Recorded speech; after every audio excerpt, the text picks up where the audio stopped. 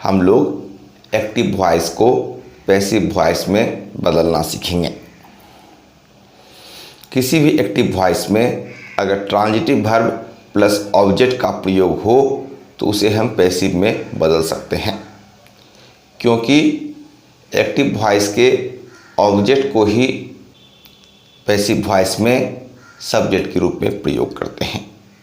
इन transitive verb के बाद object नहीं होने के कारण उसका पैसिव वॉइस नहीं बदला जा सकता है। तो आइए एक्टिव से पैसिव बनाने के नियम को समझते हैं।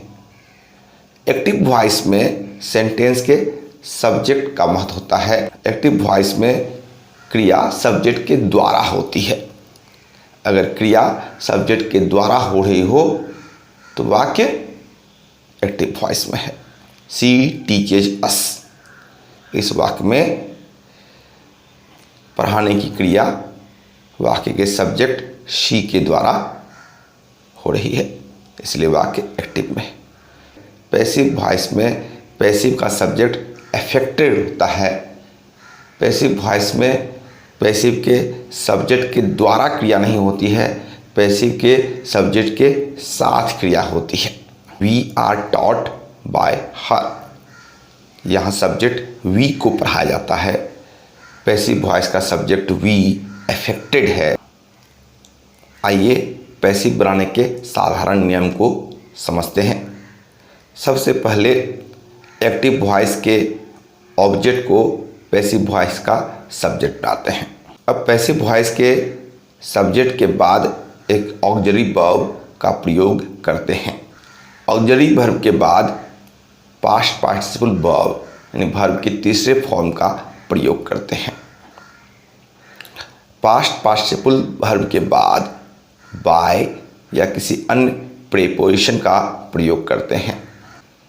प्रीपोजिशन के बाद एक्टिव वॉइस के सब्जेक्ट को ऑब्जेक्ट बना के प्रयोग करते हैं। ही हेल्प्स मी, इसका पैसिव बनेगा I am helped by him. Active voice के ऑब्जेक्ट मी को हम लोगों ने पैसिव में सब्जेक्ट के रूप में प्रयोग किया आई। एक्टिव वॉइस में कोई भी ऑक्सिलरी वर्ब्स नहीं था तो हम लोगों ने एक बी वर्ब का प्रयोग किया एम। एक्टिव से पैसिव बनाने के दौरान हमें प्रोनाउन के subjective form the objective form को भी याद रखना चाहिए। आई का ऑब्जेक्टिव फॉर्म मी, वी का ऑब्जेक्टिव फॉर्म अस, यू का ऑब्जेक्टिव फॉर्म यू ही होता है, ही का ऑब्जेक्टिव फॉर्म हिम, सी का ऑब्जेक्टिव फॉर्म हर, दे का ऑब्जेक्टिव फॉर्म दैम, इट का ऑब्जेक्टिव फॉर्म इट और हु का ऑब्जेक्टिव फॉर्म हुम होता है। टेंस वाइज एक्टिव से पैसिव बनाने की प्रक्रिया को समझते हैं। तो सिंपल प्रेजेंट का जो एक्टिव वॉइस होता है सब्जेक्ट प्लस वर्ब का प्लूरल फॉर्म या वर्ब का singular form plus object. Simple present के पैसिव वॉइस का सूत्र कुछ यूँ होता है। सब्जेक्ट ईजे मार plus past participle form plus by plus object. एक टू बी वर्ब का प्रयोग पैसिव बनाने में हमेशा होता है। तो यहाँ पर ईजे मार का प्रयोग हुआ।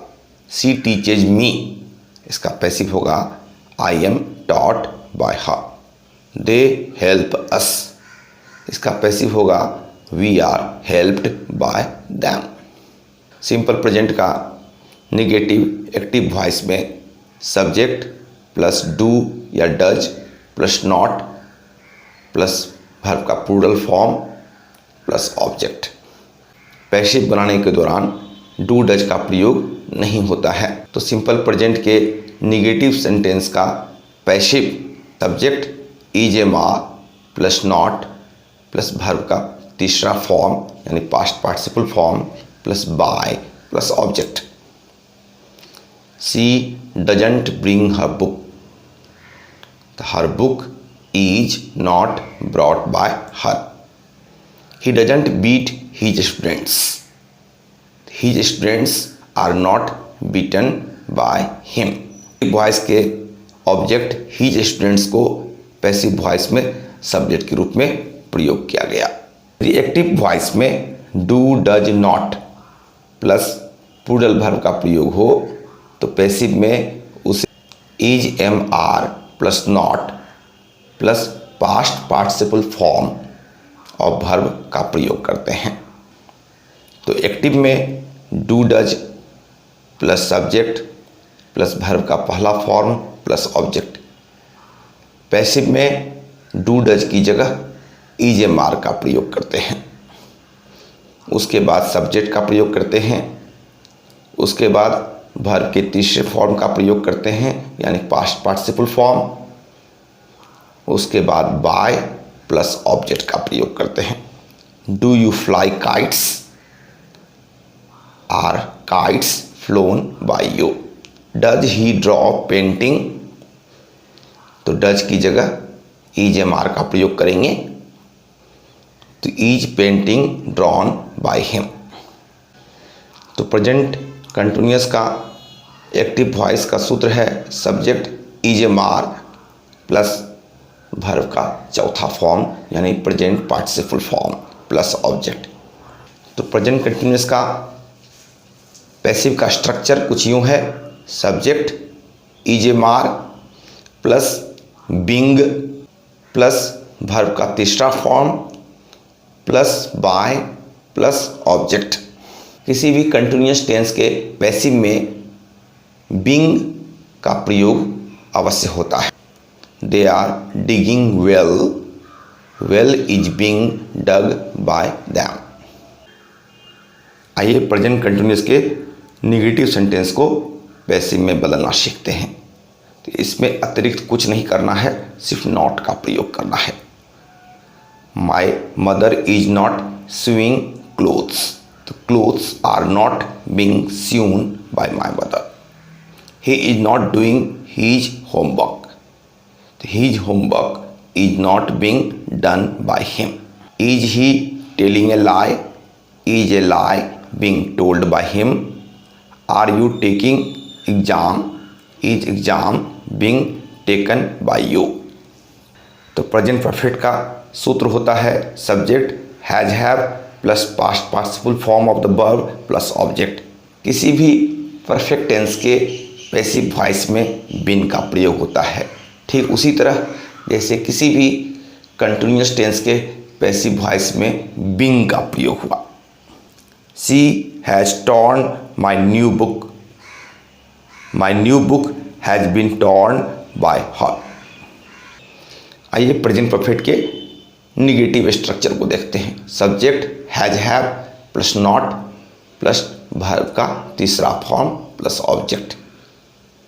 पैसिव में subject has have plus not plus been plus verb का तीसरा form plus by plus object. I have not disturbed them, they have not been disturbed by me. She has not shown her notebook, her notebook has not been shown by her. Her notebook ये पूरा object है, इसे subject के रूप में लेंगे। ऐसा नहीं है कि हर को सी बनाकर उधर ले जाइएगा। प्रेजेंट परफेक्ट का इंट्रोगेटिव देखिए, have you learned your lesson, has your lesson been learned by you. एक और उदाहरण देखिए, have you finished your work, तो पैसिव वॉइस होगा has your work been finished by you. Thank you.